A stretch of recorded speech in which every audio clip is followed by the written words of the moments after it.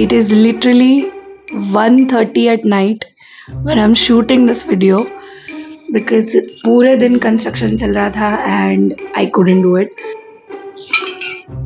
शुरू करते हैं.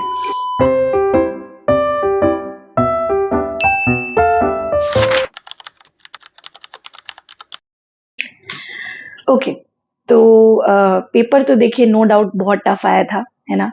और जो मैंने देखा, जितना मैंने गहन एनालिसिस करने की कोशिश की कि क्या क्यों कैसे हुआ, तो जितना समझ में आया कि टफ क्यों माना जा रहा है इस पेपर को, क्योंकि इंडिया पोर्शन तो मुझे ऐसा लगता है कि हर साल जिस लेवल का आता है उसी लेवल का आया था.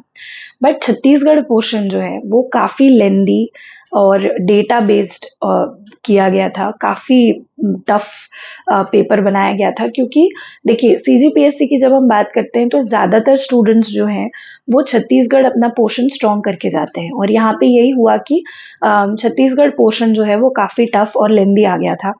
एंड बहुत सारे ऐसे क्वेश्चंस थे जिसका कंफर्म आंसर जो है वो किसी को समझ में नहीं आ रहा था.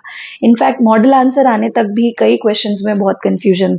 तो मेरे एनालिसिस में जो मुझे समझ में आया कि इंडिया के जो पोर्शन में देखिए साल दर साल इंडियन इकोनॉमी का जो वेटेज है वो बढ़ रहा है और काफ़ी स्टैंडर्ड के क्वेश्चन जो है वो इंडियन इकोनॉमी से आ रहे हैं. मतलब उसके लिए आपको कंसेप्चुअल क्लैरिटी की बहुत ज़रूरत है. ठीक है, फिलॉसफी से क्वेश्चंस जो है वो बड़े हैं पिछले सालों की तुलना में. फिलॉसफी से भी काफ़ी अच्छे स्टैंडर्ड के क्वेश्चंस जो हैं वो आ रहे हैं. और मुझे एक चीज़ समझ में आई कि अब जिस तरीके का प्रीलिम्स अब हो रहा है, आपका सिर्फ पुस्तकी ज्ञान, पुस्तकी जो नॉलेज है, आपका स्टैटिक जो नॉलेज है, वो शायद उतना कारगर आपके लिए साबित नहीं होगा. आपको जो आसपास आपके जो चलता है, बहुत सारा जो अलग-अलग न्यूज़ रहता है, बहुत सारे इम्पोर्टेंट चीज़ें हैं, वो आपको पता होने चाहिए. फॉर एग्जांपल लेबर लॉज़ वाले क्वेश्चन पूछा गया, या फिर अभी जो रिसेंट में यूनेस्को की मेमोरी रजिस्टर में जो आपका नाट्य शास्त्र और भगवद गीता जुड़ा है, उस टाइप के क्वेश्चंस जो आए, तो बहुत ज़्यादा हम इनको पीएससी के पर्सपेक्टिव से नहीं पढ़ते थे. बट अब क्योंकि इस तरीके के क्वेश्चंस पूछ रहे हैं तो वो आपको पढ़ना ज़रूरी है. उसके अलावा जो मैंने देखा छत्तीसगढ़ पोर्शन में आपका जो ऑथेंटिक जो सोर्सेज हैं, जैसे आपका रामकुमार बिहार, एल.एन. वर्मा, टी.के. वैष्णव, इन सब सोर्सेज से लेके जो है स्टेटमेंट बेस्ड क्वेश्चन बनाए जा रहे हैं. खैर ये तो प्रेडिक्शन बहुत पहले ही काफ़ी लोगों ने भी किया था. मैंने भी कहा था कि पेपर एक तो टफ आने के चांसेस हैं, प्लस स्टेटमेंट बेस्ड पेपर आने के चांसेस हैं. एग्जैक्टली वैसा ही हुआ.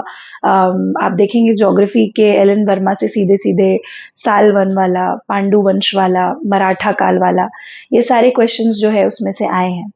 तो अब जो मुझे ऐसा लगता है कि कहीं ना कहीं ऑथेंटिक सोर्सेज से आपको पढ़ना बहुत ज़रूरी है, क्योंकि चाहे पीएससी हो या व्यापम, अब उस तरीके से स्टेटमेंट बेस्ड क्वेश्चन जो है वो आपके दे रहे हैं. ठीक है, और इकोनॉमिक सर्वे से काफ़ी डीप इस बार क्वेश्चन पेपर बनाया गया था, क्योंकि इकोनॉमिक सर्वे में आप देखिए आपका जो इकोनॉमिक सर्वे में जो है काफ़ी डीप क्वेश्चन जो है बनाए गए थे. यानी कि जो गोल बेस्ड जो डिस्ट्रिक्ट को मैच करने का क्वेश्चन था वो मुझे काफ़ी टफ लगा. इवन जो रिन्यूएबल एनर्जी के जो डेटा उन्होंने पूछे थे वो भी मुझे थोड़ा सा लगा कि टफ क्वेश्चन था, क्योंकि इतना सारा डेटा याद कर पाना आसान नहीं होता है. इस पेपर में या आने वाले पेपरों के लिए आपको सिर्फ आपका जो रटा हुआ ज्ञान है वो काम नहीं आएगा. आपका जो पहला चीज़ जो इम्पोर्टेंट है, कंसेप्चुअल क्लैरिटी, वो बहुत ज़रूरी है. और आपका डीप जो नॉलेज है, नॉट जस्ट सरफेस नॉलेज जो हम फैक्ट्स को रट लेते हैं, वो नहीं काम आएगा. आपको चीज़ों को समझ के पढ़ना बहुत ज़रूरी है, और तभी जो है आपसे इस तरीके का पेपर जो है वो बनेगा. ठीक है, तो ये तो मेरा एनालिसिस था पेपर को लेकर. देखिए ये पेपर जो है, जितना मैंने देखा, अराउंड 40 to 50 क्वेश्चंस ऐसे थे जो काफ़ी बनाने लायक थे और हमारे सिलेबस से और जैसा हम ट्रेडिशनली जो पढ़ाई करते हैं उसमें से आए थे. और अगर आप उतनों को सही बनाते तो काफ़ी हद तक हम कट ऑफ के जो है वो क्लोज जा सकते थे। ऑब्वियसली एग्ज़ाम का प्रेशर, माहौल जो जो वहाँ पे डिसीजन लेना इतना आसान नहीं होता है, क्योंकि ज़्यादातर क्वेश्चंस ऐसे थे जो आपको कंफर्म आंसर्स उनके नहीं मालूम थे। बट मुझे ऐसा लगता है ये पेपर थोड़ा-सा रिस्क लेने वाला था, इसमें थोड़ा रिस्क लेना ज़रूरी था कहीं न कहीं, क्योंकि ऑब्वियसली हमें अगर कंफर्म आंसर्स नहीं मालूम है तो थोड़े ज़्यादा रिस्क लिए जा सकते थे इस पेपर में, ऐसा मुझे पर्सनली लगा। So let's talk about the most talked about question जो अभी चल रहा है कि मैम कट ऑफ क्या जाएगा। और बहुत सारे लोगों ने तो ऑलरेडी डिसाइड कर लिया है कि मैं अंदर हो रहा हूँ, मैं बाहर हो रहा हूँ। सो मैं थोड़ा सा अपने बारे में बताऊंगी कि पिछले साल जब प्री हुआ था और उसके बाद बहुत टाइम बाद रिजल्ट आया था, होली के आसपास रिजल्ट आया था, और मैंने भी ऐसे ही मान लिया था कि मेरा नहीं हो रहा है, because I was very much on the edge, और मुझे भी ऐसा लग रहा था कि मेरा नहीं होगा। मुझे जिस दिन लास्ट दिन तक भी प्री का जिस दिन तक रिजल्ट आया था, मुझे नहीं पता था कि मेरा प्री जो है वो निकल रहा है, और मैंने बहुत ज़्यादा मेंस की तैयारी तब तक नहीं की थी। And I kind of wasted 20 to 25 days because of that, और मेरा प्री निकल गया उसके बाद। So things are going to be very unexpected, trust me. एक चीज तो मैं कह सकती हूँ श्योर शॉर्ट की, पिछले साल से तो कट ऑफ कम जाएगा। उसके 2-3 कारण हैं। एक तो पेपर टफ आया है, दूसरा जो है पोस्ट हमारे ज्यादा है, ज्यादा लोग सिलेक्ट होंगे तो इवेंचुअली कट ऑफ नीचे जाएगा। और रेंज अगर मुझे बतानी हो तो रेंज मुझे ऐसा लगता है कि अगर जनरल मेल कैटेगरी में अगर आपका मुझे ऐसा लगता है 90 to 100 के बीच आपके मार्क्स अगर आ रहे हैं तो आप डेफिनेटली मेंस की तैयारी कीजिए। और इन इन जनरल भी अगर मैं कहूँ तो हर किसी कैटेगरी का जो पर्सन है, अगर आपके मार्क्स 85 to 95 के बीच में रेंज करते हैं तो आपको मेंस की तैयारी तुरंत शुरू करनी चाहिए, एक भी दिन बर्बाद किए बिना। क्योंकि देखिए पिछले साल जो मेंस था वो 26 जून को था, इस बार 16 मई को है। मतलब कम से कम 1 महीना 10 दिन से भी कम का समय जो है इस बार दिया गया है आपको, और आप टाइम वेस्ट करना अफोर्ड नहीं कर सकते हैं। अगर आप वेट करते हैं रिजल्ट का और रिजल्ट तक आप कुछ नहीं पढ़ते हैं तो एनीवेज आप लोगों से पीछे हो जाएंगे, है ना। प्रीलिम्स सिर्फ आपका गेट ओपन करता है पीएससी का, लेकिन अंदर जाने के लिए आपको मेंस निकालना बहुत जरूरी है। आपका जो भी रैंक बनेगा वो मेंस से बनेगा, मेंस बहुत ज्यादा इंपॉर्टेंट है। तो मेरे एनालिसिस के हिसाब से मुझे ऐसा लगता है कि जनरल मेल का cut off somewhere around 90 to 100 रहना चाहिए, और आप बाकी कैटेगरीज का -+3-4 ऐसे आप कर सकते हैं, ठीक है। डेफिनेटली पिछले साल से कम ही जाएगा कट ऑफ, और अगर आप इस रेंज में 85 to 95 के रेंज में अगर आप लाई करते हैं तो डेफिनेटली आप मेंस की तैयारी कीजिए बिना कुछ सोचे समझे, ठीक है। रिजल्ट जब आना होगा तब वो आएगा, ठीक है, और क्या हो रहा है वो सबको पता चल जाएगा, लेकिन तब तक आपको तैयारी जरूर करनी है। अगला सवाल है कि लोग मुझसे पूछ रहे हैं कि मैम मेरा नहीं निकल रहा है, मेरा उस रेंज में नहीं जा रहा है, तो मुझे क्या करना चाहिए, और मैं कैसे करूं, ऐसा लग रहा है कि सब कुछ खत्म हो गया, अभी कुछ नहीं होगा, कुछ नहीं बचा है ना।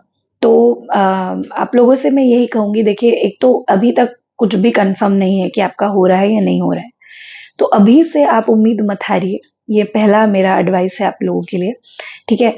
दूसरी चीज मैं तो यही कहूंगी, अगर आप मेरी एडवाइस मानेंगे तो आपका अगर हो रहा है या नहीं हो रहा है, आप मेंस की तैयारी कीजिए। क्योंकि आप देखिए जैसा कि मैंने बताया था कि प्रीलिम्स का जो पेपर दिख रहा है वो टोटल आपकी कॉन्सेप्चुअल क्लैरिटी को टेस्ट कर रहा है। It is not asking you your factual जितना आपको डेटा मालूम है। आपका अगर कॉन्सेप्चुअल क्लैरिटी है चीजों में तो आप डेफिनेटली ये पेपर अच्छा कर पाते हैं, ठीक है। और उसके लिए आपको मेंस की तैयारी होना बहुत जरूरी है, क्योंकि मेंस जो है वो आपको काफी हद तक डीप स्टडी करवाता है चीजों की, है ना। अगर मैं कहती हूँ एक बार को अगर आप इस बार का प्री आपका नहीं निकलता है तो आपको अभी से लेके अक्टूबर तक कम से कम जो है वो मेंस की तैयारी करना बहुत जरूरी है। देखिए प्री और मेंस के बीच में हर साल लगभग 2 से 3 महीने का समय दिया जाता है, और उतने समय में आप मेंस नहीं कर सकते। उतने समय में आप सिर्फ रिवीजन कर सकते हैं, टेस्ट सीरीज दिला सकते हैं, बट आपकी एक्चुअल जो तैयारी होनी है, पढ़ाई करनी है आपको, वो इसी टाइम पे करना है। ये जो 8 महीने का आपको समय मिलेगा उसमें करना है। आप अगर प्री नहीं आपका निकलता है तो आप उसको एक फेलियर की तरह ना लेके एक अपॉर्चुनिटी की तरह जो है उसको ट्रीट कीजिए कि आपको अपॉर्चुनिटी है कि आप अगले अटेम्प्ट के लिए पूरी तरीके से तैयार रहेंगे। मैं बार बार कह रही हूँ, प्री निकालने से आपको पोस्ट नहीं मिलने वाला है। प्री निकालना सिर्फ एक लेवल क्रॉस करना है। आपका जो रैंकिंग बनेगा, आपको जो पोस्ट मिलेगा वो मेंस से मिलेगा, राइट? तो mains is must and it is very very important. तो अगर आप मेरी बात मानेंगे तो आप बिल्कुल मेंस की तैयारी इस तरीके से शुरू कीजिए कि आपको मई में दिलाना है। ठीक है, आप टेस्ट सीरीज लगाइए, आप तैयारी शुरू कीजिए। मेंस पढ़ना बहुत जरूरी है। तो फिर से मैं कहती हूँ, अगर आपका हो रहा है या आपका नहीं हो रहा है, तभी भी आपको मेंस की ही तैयारी फिलहाल करनी चाहिए फॉर एवरीबडी। ठीक है। अच्छा, जिन लोगों को लग रहा है कि बिल्कुल ही मेरी तैयारी मतलब नहीं हुई है या बिल्कुल ही मेरा चांस नहीं है प्रीलिम्स निकलने का, तो एक अपॉर्चुनिटी आपकी फिलहाल मंडी उप निरीक्षक का एग्जाम भी समीप है, आप उसकी तैयारी भी कर सकते हैं। अच्छा एग्जाम है और अपॉर्चुनिटी अच्छी है। मैं तो कहूंगी कि सभी को दिलाना चाहिए, क्योंकि इस तरीके के एग्जाम जब आप देते रहते हैं तो आपको प्री का एक जो है ओवरव्यू मिलता रहता है, आपको एक तैयारी होती रहती है आपकी, है ना? तो आप डेफिनेटली उसकी तैयारी कर सकते हैं। उसके बारे में भी एक अच्छा डिटेल्ड वीडियो जो है हम बनाएंगे कि उसकी तैयारी कैसे और क्या क्या उसमें करना है, वो भी हम बात करेंगे बिल्कुल। ठीक है, तो एक ये भी ऑप्शन आपके पास अवेलेबल है। ठीक है। अच्छा, जिन बच्चों का एग्जाम निकल रहा है, मतलब जो मेंस की तैयारी करेंगे, है ना, उनके लिए देखिए बहुत सारे लोग पैनिक कर रहे हैं कि मैम हमको तो पता नहीं है मेंस कैसे पढ़ना है, बुक लिस्ट क्या होगी, कैसे शुरू करें, क्या करें, किस तरीके से पढ़ाई करें। तो उसके बारे में एक पूरा मेंस का डिटेल्ड स्ट्रैटेजी वीडियो कि आपको बेसिक मतलब जीरो से आपको कैसे शुरुआत करनी है मेंस की, वो मैं बताऊंगी। साथ ही मेरे सारे नोट्स मैं बहुत जल्दी अपलोड कर दूंगी। इंडियन इकोनॉमी का और फिलोसफी का, इंडियन फिलोसफी का मैंने ऑलरेडी मेरे टेलीग्राम चैनल पे अपलोड कर दिया है। हिस्ट्री और बाकी सब्जेक्ट्स के भी मैं धीरे धीरे आपको जो है नोट्स जो है वो प्रोवाइड करा दूंगी। मैं क्योंकि इंग्लिश मीडियम से मैंने एग्जाम दिया था, तो मेरे ज़्यादातर नोट्स जो है वो इंग्लिश में है। कोशिश करूंगी कि हिंदी मीडियम के अगर नोट्स मुझे मिल जाएं तो वो भी मैं प्रोवाइड कराने की कोशिश आपको करूंगी। और साथ ही मुझे बहुत सारे लोगों ने कहा कि मैम फिलॉसफी के सब्जेक्ट में हमारी समस्या है, तो फिलॉसफी की क्लासेस भी हम कोशिश करेंगे कि आप सभी के लिए लाएं और जल्दी जल्दी आपका फिलॉसफी कंप्लीट करा दें। उसके अलावा पेपर वाइज स्ट्रैटेजी जो है वो कैसे आपको करनी है, हर पेपर में आपको कितना क्या और कौन से सोर्स से पढ़ना है, और उसके साथ ऐसे का जो पेपर है ऐसे कैसे लिखना है, आंसर राइटिंग कैसे करनी है, हर किसी के बारे में धीरे धीरे हम बात जो है वो करेंगे। तो बिल्कुल भी हड़बड़ाने की आपको जरूरत नहीं है। आप पूरे धैर्य के साथ, पूरे आत्मविश्वास के साथ जो है तैयारी शुरू कीजिए, और प्लीज बिल्कुल भी ज्यादा समय मत गवाइए। ठीक है, आराम करने का आपके पास समय नहीं है, क्योंकि 16 मई बहुत जल्दी है, बहुत जल्दी मेंस है, और 7 पेपर कंप्लीट करना आसान नहीं है। मैं डरा नहीं रही हूँ, but I am just giving you a reality check. It is very important to start early. ठीक है, तो ये तो बात रही हमारी आपको क्या करना चाहिए और क्या नहीं करना चाहिए। अगले वीडियो में हम डेफिनेटली बात करेंगे जीरो से मेंस की स्ट्रैटेजी क्या होनी चाहिए, and that is going to be for everyone. चाहे आपका प्रीलिम्स निकल रहा है या नहीं निकल रहा है, आप प्लीज उस स्ट्रैटेजी को फॉलो कीजिए कम से कम अक्टूबर तक। Okay, so this is all for this video, and I will see you all in the next video. Okay, bye, take care and don't panic.